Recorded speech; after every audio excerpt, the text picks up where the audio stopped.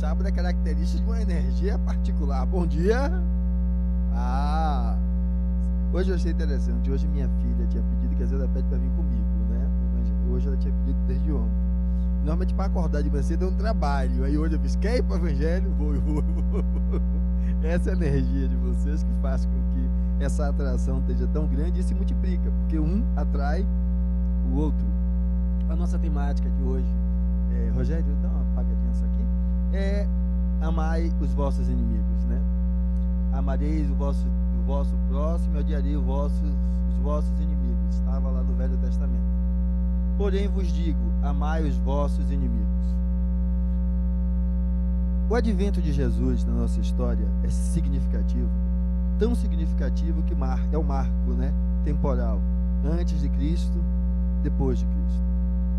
Talvez essas duas frases tragam um elemento simbólico desse ponto de inflexão. Amarei o vosso próximo e odiarei os vossos inimigos. Porque, como é que se fazia? Aqueles que me fazem o bem, que estão próximos de mim, a minha família, aqueles que são os meus, eu amo. E o resto, certo? Eu odeio. Os meus inimigos, eu quero vê-los destruídos. Eu acho até interessante que às vezes eu programo uma coisa e quando chega aqui as coisas vão mudando. Eu acho fantástico isso, porque o que vai mudando as coisas não é nada mais, nada menos que a energia de vocês. Como está o padrão do auditório, as correntes mentais, e aí os amigos espirituais que ajustam, né, isso. Veja só, parece claro isso aí, né? O correto é nós amarmos os nossos inimigos e não os odiarmos, né? Alguém discorda disso? Verdadeiramente não discorda disso?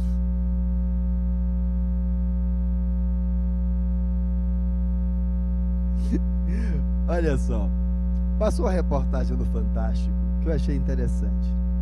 Interessante sem aqui eu estar fazendo julgo de valor, nem de certo e nem de errado, mas interessante para colocar uma pedra dentro do sapato, porque às vezes precisa, porque senão a gente não para reprogramar ou rever a própria caminhada.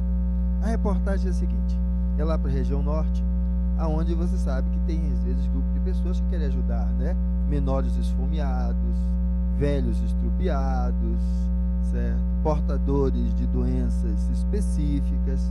E surgiu uma ONG que ela queria ajudar um grupo de pessoas que tivessem também necessidade de auxílio, mas não queria fazer nada daquilo que já estava rolando por aqui. E olha a ideia dela, vamos trabalhar com presidiário.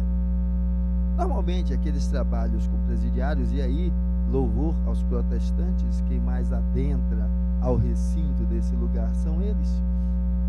Eu digo louvor porque a luz do Pai está em todo lugar, porque às vezes, enquanto espírita, temos o olhar de que a nossa religião está acima das outras. Todas as religiões estão no mesmo nível.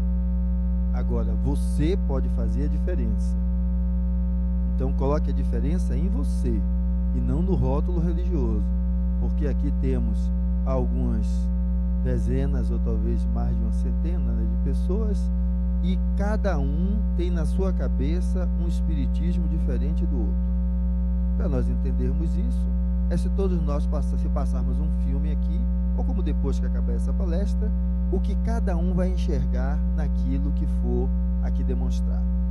Por quê? Que cada um tem um espiritismo diferente do outro? Porque o que você tem não é o que lhe mostram, lhe oferecem, é o que você interpreta, internaliza daquilo que foi oferecido. Na realidade, não é nem o que você internaliza, né? É o que você enxerga em você quando aquilo é colocado. Algumas coisas às vezes são atualizadas, né? Mas a maioria das vezes não, porque isso não é uma conversão. Então alguém não é uma coisa hoje, aceitou Jesus e se converteu. Porque a aceitação do amor como política de vida não é algo que eu faço porque levanto as mãos, nem porque leio o livro dos Espíritos, nem porque sou médium. É uma proposta, uma construção de vida. E aí, quando eu estou descrevendo isso, porque os nossos amigos protestantes estão lá dentro dos presídios.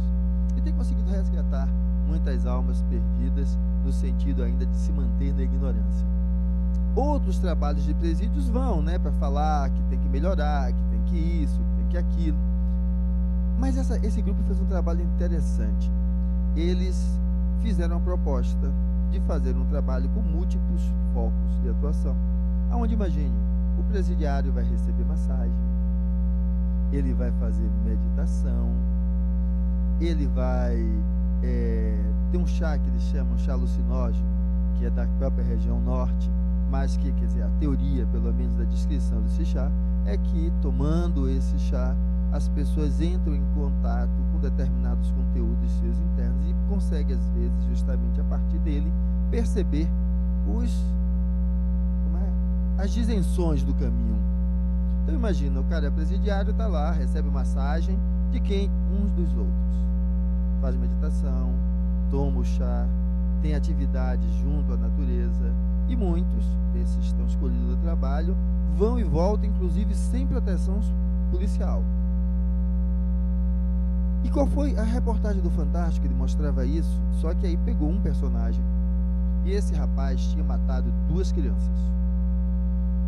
E aí ele vai fazer a entrevista com a mãe, mostrando as imagens de como essa pessoa está sendo tratada no presídio onde está. E aí pergunta a ela se aquilo é justo. A primeira coisa, lógico, também na indução da própria reportagem, é: você está tendo direito ao que ele está tendo? Então a primeira coisa já era criar uma disparidade aí, Ou seja, ser bonzinho se lasca, ser ruim é que está levando vantagem. Depois, primeiro ela não ter, e depois a ideia do que seja a pena, certo? A pena tem que ser para o outro sofrer, ficar no escárnio, porque é assim que ele paga. O que eu estou trazendo não é para comentar a matéria de uma coisa ou de outra, não. É porque estamos todos aqui, do Evangelho, como várias igrejas, templos protestantes, todos nós da crença judaico-cristã. Eu vos digo, amai os vossos inimigos. O que é amai os vossos inimigos? É possível olhar para esse quadro, se colocar no papel da mãe que teve os 2 filhos assassinados e olhar para essa pessoa com esse olhar de que não. É melhor que a proposta seja essa do que ele fique apenas encarcerado, apodrecendo até o fim da vida, mas sim que ele tenha uma oportunidade de refletir nos seus erros para que não venha cometê-los de novo. Porque a pergunta é: o que é que eu quero fazer com quem erra? Castigá-lo, puni-lo, mutilá-lo para saciar a minha vingança, a minha sede, certo, de vingança, ou desejar que ele perceba o erro e não cometa de novo? Imagine se nós conseguíssemos fazer isso lá em Brasília. Já pensou? Lógico que às vezes eu tenho vontade de fazer de churrasquinho, certo? Mas não dá para fazer de churrasquinho porque quem está lá representa quem está aqui. Aí seria jogar bomba atômica no planeta inteiro e eu ia junto também. Então não dá. Mas imagine se fosse possível fazer isso. Não pagam nada do que fizeram, mas a partir de agora serão diferentes. Nós teríamos um mundo maravilhoso. Essa ideia que o Cristo traz é justamente isso. A tomada de consciência transforma o indivíduo e a sociedade onde ele vive. Então, qual deve ser a nossa diretriz interna? A punição e a vingança ou o esforço por um despertar do outro para que não repita, não reincida nos mesmos erros? Porque esse é o significado de amai vossos inimigos. Como proceder para que seja essa a proposta? Como fazer isso? E aí vamos perceber que essa proposta é o que nos traria a ideia que eu estou trazendo uma imagem aí, porque eu adoro figurinha, de a ponte cósmica. Eu falo de figurinha interessante, que agora tem uma brincadeira do bafo, aquele bater carta que era antigo, e minha filha fica lá batendo bafo, é a cara da minha princesa. E eu, na época, também gostava, não era que não tinha, para mim me faltava tudo para fazer isso. Eu acho que é essa a minha fixação nas figurinhas, e sempre, durante as palestras, eu trago algumas imagens, certo? E esse talvez seja um dos meus vínculos com ela. Qual é a ponte cósmica? A ponte cósmica do amor. Nós, quando olhamos para o Deus descrito no Velho Testamento, e nós vemos a advinda do Cristo, é como se uma luz maravilhosa tocasse os nossos corações. E aí nós vamos ouvir falar de um Deus que pedia até para que cortasse em ponta de faca crianças. Todo aquele que aquela cidade, em luta com a outra, destruísse. Na realidade não é Deus, porque esse não é Deus. Esse é o Deus que cada um lia e retratava na ignorância das suas atitudes. E quando a gente fala isso, é bom que a gente às vezes olha assim, consegue visualizar aquilo, mas imagine que em vez de visualizar aquilo, aparece um espelho na sua frente. E se lembra daquele espelho da Branca de Neve? Que ela dizia: espelho, espelho meu, tem alguém mais belo do que eu? Esse espelho diz: abelhudo, abelhudo, em vez de olhar para os outros, olhe para você mesmo e veja em que você ainda expressa um Deus que está muito distante do Deus que você quer para você. Desejamos para o outro um Deus que não é o Deus na amplitude que desejamos para nós mesmos. Isso porque o Cristo vai dizer: se só amardes os que vos amam, qual será a vossa recompensa? Porque os gentios, os outros fazem isso. Os outros fazem isso. Imagine, a criatura veio para cá, só faltaram fazer bife dele, prenderam na cruz e tudo, e ele diz o quê? Amai o próximo como a ti mesmo. Vos amo. E dentro da tradição espírita, ele leva anos para conseguir adensar o seu perispírito para reencarnar, porque era um ser tão elevado já àquela época que para encarnar entre nós precisava adensar o perispírito. O que é isso? Quanto mais vamos evoluindo, que somos nessa expressão do espírito matéria, e fora desse corpo somos também matéria, só que chamamos de matéria quintessenciada. É uma matéria mais rarefeita do que essa, mas ainda muito densa, porque é disso que vai estar se constituindo a forma de expressão de nosso perispírito. Quanto mais vamos evoluindo, mais esse perispírito ele é menos denso, mais quintessenciado, a ponto de dizer que os espíritos puros quase que não têm essa estrutura que vamos chamar aí de perispírito, para a gente buscar entender que quanto mais vai evoluindo, isso vai ficando mais rarefeito e o espírito se apresentando lá de maneira mais plena. O Cristo, então, porque é o ser mais evoluído que nós conhecemos enquanto ocidentais, ele adensa esse perispírito para conseguir reencarnar entre nós e nos mostrar com as atitudes e não com o discurso que é possível. E esse ser iluminado gostava de ser chamado Filho do Homem. Esse ser que volta e faz todo esse movimento, que segundo a tradição espírita começa lá atrás, quando nós ainda éramos hominídeos, e para dar uma alavancada no desenvolvimento fisiológico e anatômico do nosso corpo, encarnam aqui na Terra os capelinos, os enviados de capela, espíritos que tinham nível intelectual bastante evoluído, mas um nível moral ainda não tanto. E eles encarnam, inclusive com o compromisso do Cristo de que também voltaria e encarnaria aqui. E aí, há 2000 anos atrás, um mestre faz essa jornada. E veja só, qual a recompensa? Porque se o nosso olhar for só para o umbigo, a gente ainda está vivendo o Velho Testamento. O Deus de Abraão. Não porque era Deus naquela época, era a forma como era descrito naquela época. E aí então, nós precisamos entender o que o Cristo nos diz: sede, pois, cheios de misericórdia, como cheio de misericórdia é o vosso Deus.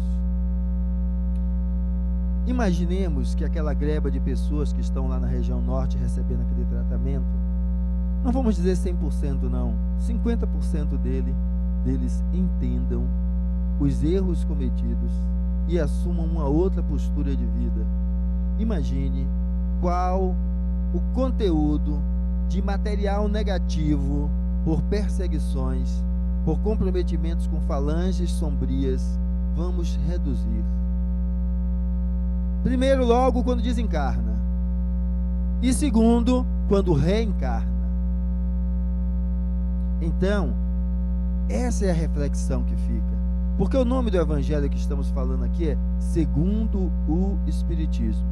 Porque se eu retirar o segundo Espiritismo e ir para a tradição clássica, nós temos ou o céu ou o inferno. Então, meu irmãozinho errou, dançou. Se só você acertou e a sua família toda não, você vai ficar no paraíso vendo eles virarem churrasquinho no inferno. Aliás, não, tem um purgatório ainda, que é a parte do meio. Eu, particularmente, quero ir para o purgatório. O céu deve ser muito chato, aqueles anjos só, blém, blém, blém. Não dá, certo? Eu gosto de um rock, eu gosto de umas coisinhas mais assim, lá não vai rolar. Então, eu vou para o purgatório. Pelo menos eu vou me sentir mais em casa, né? Vocês vão primeiro para me receber quando chegar lá, né? Meu negócio é pesado, então preciso de auxílio, Mas veja só, mesmo que a gente... Mas aí não está o amar o próximo como a si mesmo, né? Que está também implícito naquela outra passagem, que é dar a outra face, não é isso? Mas vejam só, o que é que o Cristo está dizendo com isso? Eu conheço minha amiga Cecília, eu sempre pego minha amiga Cecília, está escondidinha ali, Laís, certo? O cão, é o cão, lógico que eu estou falando hipoteticamente, né? O cão, certo? Daquelas assim que fica esfuziando, adora uma fofoca, se puder puxar o tapete ela não levanta. Eu estou falando da sombra dela, né? Mas aí de usar alguém assim que a gente conhece. E aí, veja só, e nós temos um trabalho para fazer aqui. O que é amar o próximo como a si mesmo? É que o trabalho será feito por mim e por ela, então tem pessoas que vão depender daquele trabalho. Mas veja, para nós entendermos melhor, no nosso campo de atuação profissional, a gente só trabalha com o que a gente gosta? E o que é que diz, certo? O bom princípio do profissional, saiba ser profissional.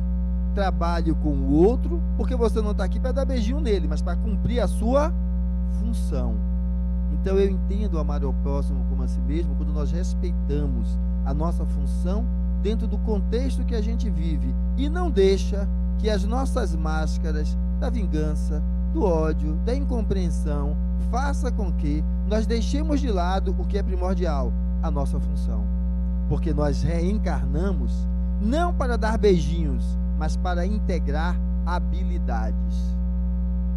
Quando a gente pede a Deus, oh meu Deus, por favor, certo? Me ensine a amar. Como é que ele faz? Ele faz o mesmo que fez com aquele que estava na cama, paralítico, que botaram na frente dele.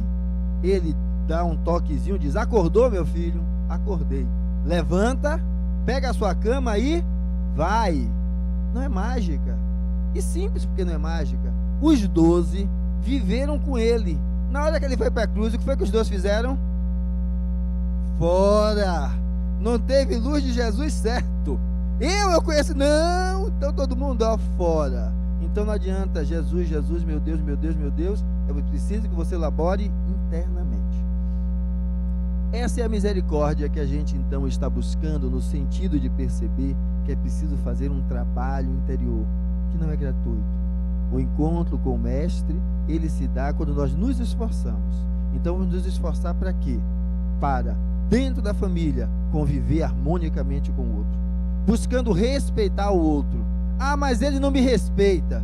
Se ele não lhe respeita, você tem razão. Mas no momento que você o desrespeita, você perde a única coisa que tinha, a razão. E aí os dois estão fora do mesmo elemento. E vão fazer o quê? Voltar de novo juntinho. Juntinho. Se o negócio for muito grave, vem como uma baça, né? Um grudado no outro lá, sem conseguir descolar, certo? Para não pensar que estou falando só da junção do corpo físico, a gente conhece alguns assim, né? Que um chama o outro do cão e vice-versa, mas resolver aquilo não resolve. E vamos continuar assim até lá na frente. Veja só.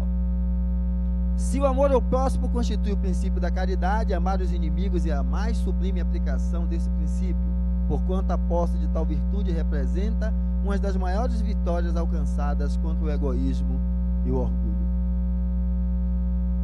Eu trouxe a história lá da região norte, vale a pena entrar, acho que é Globo.1, né? Que aí mostra essas reportagens que foram vistas. Vale a pena olhar, para que a gente possa se perceber que, por exemplo, às vezes eu vou ter que trabalhar com Laísa, certo? Eu vou ter que fazer as coisas andarem, vou fazer um esforço monstruoso. E então eu já vou ter que me conter que eu vou cortar as unhas, porque se vier grande eu arranho ela, certo? Eu vou ter que chegar aqui depois de tomar uns 4 chás de camomila, senão eu vou querer acabar com a bichinha. Então eu já vou me preparando, porque eu já sei qual é a fera que tem aqui dentro. Não estou falando dela, não, da fera que tem aqui dentro, para na hora a coisa poder rodar, né? Então, a gente já começa a fazer assim, para os caras entenderem. E aí, fazendo assim, ela chega e até me dá aquela espiziadazinha. A obra é maior do que o contexto pessoal. Então, vamos fazer o trabalho que nos compete. Mas, Fernando, podia ter sido muito mais fácil. Tem outra para fazer? Não. Então, é com ela mesmo. Vamos fazer da melhor forma que for possível, fazendo de mim aquilo que eu faria em qualquer empresa em que eu fosse o empregado e o patrão fosse aqueles carrascos ferrenhos. Então, amar o próximo como a si mesmo é: não deixe que a emoção, o sentimento, pela sua dor, pelas máscaras que você usa, lhe distancie da sua função, da sua finalidade em fazer aquilo que o Cristo propôs: amar o próximo como a si mesmo. E veja então, isso está escondido no orgulho e no egoísmo. Que literalmente, o orgulho eu acho fantástico, né? Era auxiliar de enfermagem, aí faz o curso, passa para enfermeira, não consegue emprego, porque está difícil para achar emprego por aí, vai prestar assistência em uma casa espírita lá de caridade, e na hora que pede para fazer alguma coisa lá, tipo pegar uma coisa do chão, limpar alguma coisa, eu não, porque eu sou enfermeira. Ou a gente, eu estou citando um caso, lógico, para a gente poder fazer um espelho para a gente, porque lembra daquele espelho da Cinderela que eu coloquei aí para vocês, né? Espelho, espelho meu, quem é mais belo do que eu? Não, olha, enxerga quem tu é, porque essa é que é a finalidade da gente conseguir encarar o orgulho e conseguir encarar o egoísmo. Só que o egoísmo, ele, é isso que eu estou dizendo que, como ele é destrutivo. Veja que teve um amigo nosso que reencarnou no meio de cobras e largados. Não porque só existissem isso, mas porque a grande maioria de fato era. Se o é uma outra questão ainda. E veja só, se ele fosse egoísta, só pensaria nele. Ele diria o quê? Estou fazendo o quê aqui? Ó, fora. Se ele fosse egoísta, ia entrar nesse meio, ia dizer o quê? Derrube tudo e faça agora do jeito que eu quero. Só que as coisas se transformam de cima para baixo? Não. Se fosse assim, Jesus teria 12 almas iluminadas junto dele. Porque o maior que teve aqui não foi o que conseguiu fazer. Esse homem foi Francisco de Assis. Encontrou a igreja com tudo que era. Então imagine tudo aquilo, os inimigos. E como foi que ele plantou a sua semente indestrutível, porque até hoje brilha e está lá, a ponto de, à época, o Papa que o recebeu disse que não era digno dele lavar os pés dele. Então, por isso que a pergunta do espelho é para que você diga: quem é você? O que você enxerga? E como você quer ver? Às vezes, no primeiro momento, é esse mesmo. Você vai se impor, saber trabalhar tecnicamente com o outro, para não deixar de construir as obras que são necessárias. E às vezes as obras estão justamente dentro da sua casa, dentro da sua família, para que isso transforme a sociedade que tem cá fora. Está funcionando o sonzinho, Rodrigo? E aí eu queria passar uma outra coisa. Se o sonzinho funcionar, vai com som.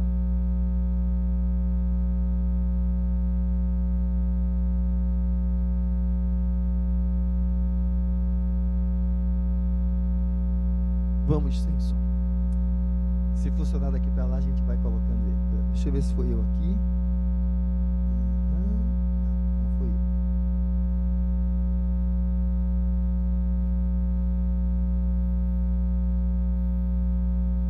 Não tem problema. Temos algumas apresentações aí feitas que veiculam pela internet. Eu peguei uma delas. E olha a imagem interessante. A pergunta é: quem são os nossos inimigos?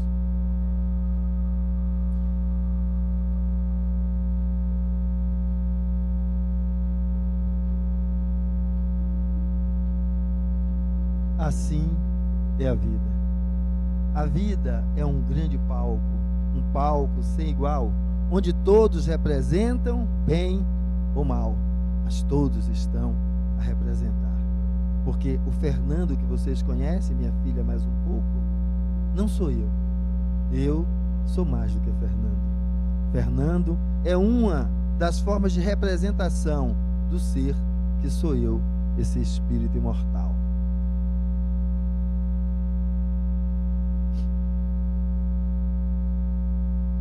São lindas as imagens. Como um palco de teatro onde vivemos a realidade. Isto é a vida.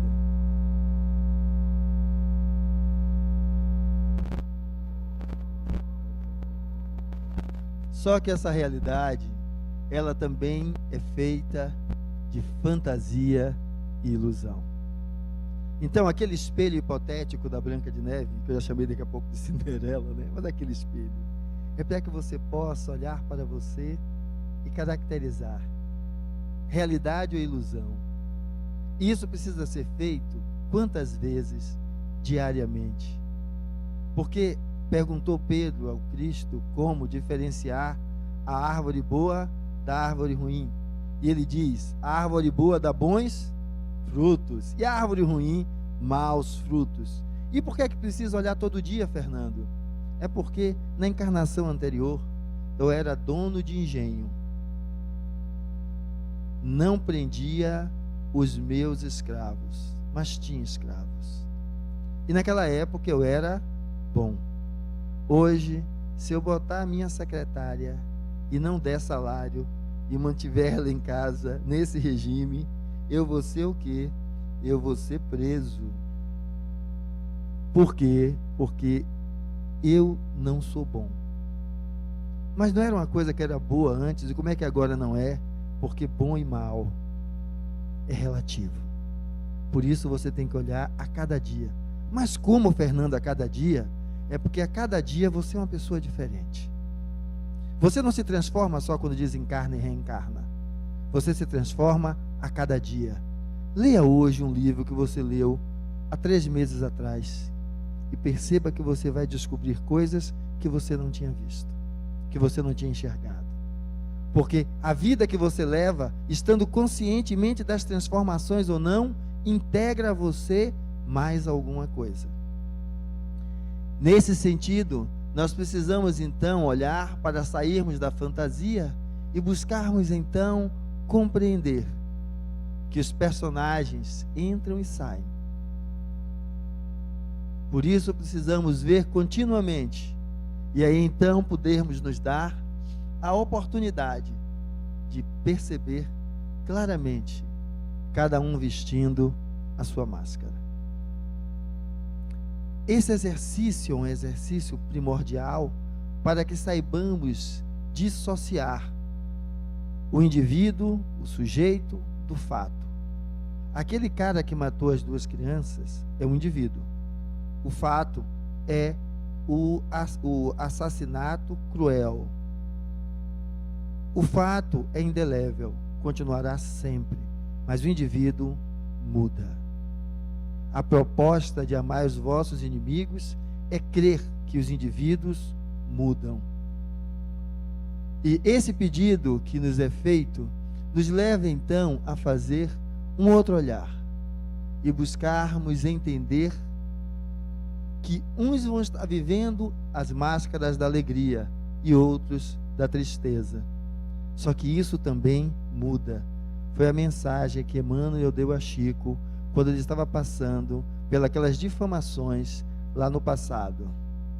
E ele sofrendo e Emmanuel disse: Nossa Senhora lhe mandou uma mensagem. Fique tranquilo, porque tudo passa. Ele se alegrou, né? Porque aquela dor ia passar. E aí Emmanuel complementa: e os bons momentos também. Mas para entendermos isso, é porque você muda de patamar. Mas além dali tem outros. Se você continuar só como se aquilo fosse a plenitude, você não vai mais a lugar nenhum. Então é necessário que nós nos questionemos.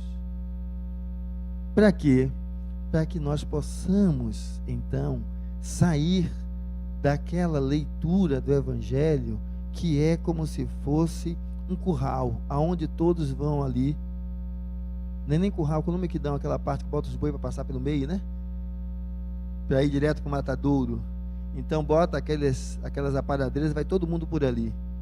Lógico que é gostoso ouvir bons oradores. Divaldo, Adenal, Jesus Cristo. Mas imagine, se ele, e olhe que ele falou pra caramba, não mudou a vida dos 12, quem como orador vai mudar? Agora, o mestre eu acho fantástico, por isso eu não canso de render. Quando digo homenagem, é o valor que ele tem, é que na hora que ele faz a cura, ele diz: a tua fé lhe curou.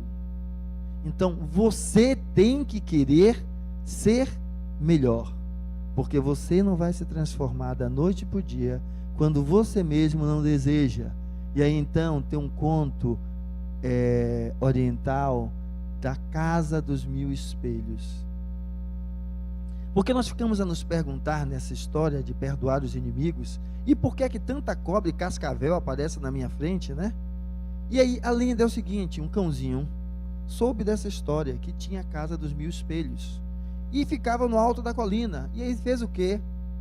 Marchou para lá, chegou na frente, enxergou a casa, e aí olhando a casa, eu acho interessante essas fábulas com os animais, porque ele está falando, na representação do animal, são os nossos instintos, que se educam com os processos de reencarnação, despertar da consciência e deixar de agir no automatismo para estar agindo verdadeiramente por escolhas.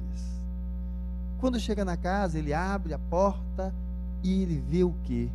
Ele chega lá, saltitante, então ele vai ver 1000 cães saltitantes, abanando o rabo, latindo para ele, olhando para ele, e ele olha e depois sai da casa e diz: que lugar legal, sempre que puder e precisar, aqui eu vou voltar.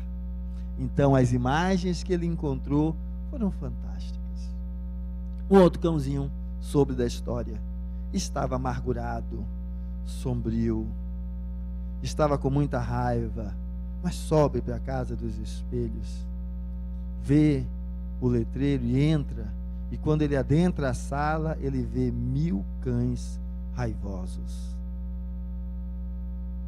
exprimindo a imagem do que ele era, e ele sai apavorado, dizendo: que lugar horrível, aqui eu não volto mais.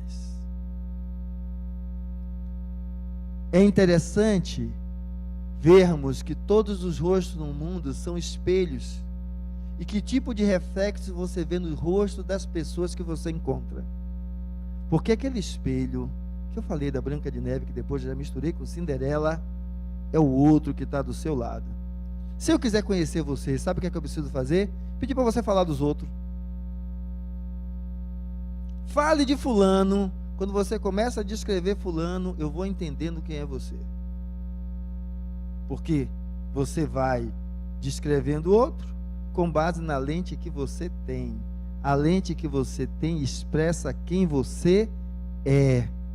É esse espelho que a vida lhe chama a olhar em toda a encarnação. E é através desse espelho que vamos conseguir transformar o que o Cristo trouxe. Amai os vossos inimigos. Esse espelho é seu irmão, sua irmã, seu pai, sua mãe, seus parentes, seu vizinho, um lugar legal, reunião de condomínio, cada espelho maravilhoso, Todo mundo querendo ser dono de um pedaço e que o pedaço valha mais do que o de todo mundo.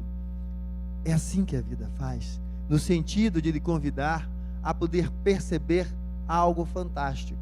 É necessário tirar as vendas para poder amar como Cristo nos coloca. Essa venda é solicitada para tirar, mas quem tem que fazer a iniciativa é você. Porque enquanto você esperar que o outro tire, será um bando de cegos. E que o ápice de tudo isso é isso que está aí: as relações da indiferença, aonde se vive como se o outro não existisse. Tem uma propagandazinha da Globo, porque eu não lembrei para trazer, para botar aí, que a mãe está passando no carro com o filho, com a filha, e aí passa por uma sinaleira, e a menina vê, né, uma criança pedindo esmola, pedindo comida, e a mãe não vê. A outra, ele vem andando, o pai com o menino, e o menino diz: pai, o que é aquilo? É um menino com um papelão no chão, cheio de farelas, né, pedindo comida. E aí ele diz: o que, meu filho? Ou seja, ele já não enxerga mais, é indiferente. Essa miséria daí é do bairro da Paz, não é minha. É indiferente. As relações da indiferença que eu estou falando fora, às vezes está dentro de casa. De manhã cedo é aquele amor: tchau, bem, tchau, bem. Pergunta o nome, já nem lembra mais. O tchau, bem é porque o nome já tanto faz, certo? Empurra-se com a barriga. Ah, mas já temos tantos anos. É porque você matou o seu sonho vestindo a máscara da indiferença. Matou o sonho de poder construir com o outro algo melhor, de fazer algo diferente. Então todos temos que acordar. Mas quando eu disse que isso não era mágico, imagine, é fácil? Não. Como não é fácil nessas imagens poder identificar o que aqui há. É necessário um esforço para que nós possamos enxergar os detalhes, porque a riqueza está nos detalhes. Para que a gente possa olhar e perceber aonde o outro não é capaz de enxergar. Para que a gente possa olhar e discernir aonde o outro não é capaz de discernir. Porque foi isso que Jesus fez. Mas eu não gosto muito de Jesus porque está lá na frente. Mas vamos pegar outros homens. As grandes invenções surgiram porque alguém foi capaz de enxergar algo que o outro não era capaz de enxergar, e foi capaz de brigar e lutar para que aquilo se estabelecesse. Então, o amai-vos uns aos outros está revestido de tudo isso. Porque é assim que nós conseguimos fazer a diferença e transformar o nosso caminho em um caminho mais leve, em um caminho mais suave. Mas para isso é preciso que nós sejamos capazes de encarar as nossas máscaras. As máscaras que vestimos para nos dar bem. A máscara que vestimos nos escondendo do que somos e fazendo apenas para com o outro uma reverência, para estar ali naquele bom lugar. E aí esse é um outro poema. Cada vez que ponho uma máscara para esconder minha realidade, fingindo ser o que não sou, faço para atrair o outro e logo descubro o que só atraio a outros mascarados. Distanciando-me dos outros devido a um estorvo, a máscara. É quando você deixa de ser você e vive apenas o papel. Faço para evitar que os outros vejam minhas debilidades e logo descubro que ao não verem minha humanidade, os outros não podem me querer pelo que sou, senão pela máscara. 1000 amigos, o dinheiro foi embora, ninguém mais aparece na sua casa. Acabou a cerveja, não tem mais amigo. Acabou a fartura, não tem mais amigo. Quando você um dia levanta com o pé esquerdo, não tem mais amigo. Amizade não é isso. Faço para preservar minhas amizades e logo descubro que quando perco um amigo, por ter sido autêntico, realmente não era meu amigo, e sim da máscara. Faço para evitar ofender alguém e ser diplomático, e logo descubro que aquilo que mais ofende as pessoas das quais quero ser mais íntimo é a máscara. É a máscara que nos ofende quando a gente, mas fulano é assim? Bem que eu sabia. Só estava escondendo o que ele era. Agora eu sei o que é. Faço, convencido de que é o melhor que posso fazer para ser amado. E logo descubro o triste paradoxo. O que mais desejo obter com minhas máscaras é precisamente o que não consigo com elas. Nós convivemos com outro e diz: eu quero um amor sincero, onde possa verdadeiramente eu estar com você e não estarmos fingindo um para o outro. É quando nós aprendemos a tirar as máscaras. E a grande máscara que nos colocaram é essa máscara. A máscara do mito do paraíso perdido.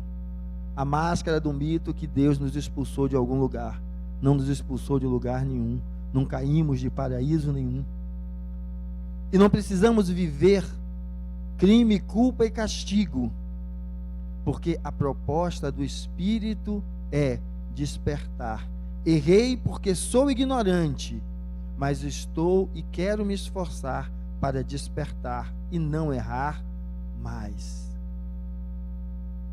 Mas para isso é necessário assumir as faces que existem dentro de nós, porque dentro de mim tem aquele marginal que foi capaz de tirar a vida de alguém, tem aquela prostituta, tem aquele ladrão, porque tudo isso são potencialidades humanas, são potencialidades que inicialmente surgem pelo instinto de sobrevivência e podem ser mantidas pela falta de um caráter moral. Mas para sobreviver somos capazes de tudo. E quando começamos a entender que essa luz no fim do túnel, não há um fim do túnel, é verdadeiramente a luz que nos chama a aceitar as nossas polaridades. Porque não tem como amar o outro se eu não amo a mim mesmo. Então eu preciso amar a mim mesmo para que eu possa amar o outro, entendendo o inimigo como aquilo que se opõe à caminhada que eu estou buscando fazer, mas entendendo que aquilo que se opõe é por vezes o que me ensina, porque nós aprendemos através do erro e do acerto, e aprendemos o acerto através do erro. E é impossível retirar desse quadro uma das imagens, porque é como se dissociássemos um indivíduo do outro, e isso é impossível. Então, amai-vos uns aos outros é, primeiro, ser capaz de enxergar, e enxergar a si mesmo naquele espelho que é o outro que se apresenta na sua frente, se apresenta para você. E aí você vai conseguir olhar as suas angústias, você vai conseguir olhar as suas dores, pela cicatriz que a vida deixou em você. Você vai conseguir olhar os seus tormentos. E quando a gente diz que eu não consigo, a dor é demais, a angústia é demais, tudo é demais, faça uma coisa, abrace alguém. Porque quando você está a cuidar da dor do outro, esse ato de amor lhe leva a enxergar no outro, que é o espelho, que aquele que você está ajudando é você. E aí você consegue, não tendo, fazer o que você achava que não poderia. E esse é o caminho que o túnel da vida, que é de uma trajetória encarnatória, nos convida, nos assumir como espíritos imortais. E como espíritos imortais, unindo o que há em nós, em prol, cada vez mais, de uma vida mais produtiva, aonde não busquemos estar transformando o outro naquilo que eu quero, mas assumindo que cada um, nas suas diferenças, tem os seus valores. E esse é que é o princípio da integração, para que a gente entenda que amar o outro não é dar beijinho, é aprender a respeitar. E assim, fazendo a comunhão entre os dois, sermos um espírito inteiro, e não ficar crendo em deuses e demônios, mas no humano, que por ser humano é sagrado em si mesmo, pleno de luz, a nos convidar cada vez mais, agora, a poder perceber que alguns usam a máscara da coragem, que outros vão utilizar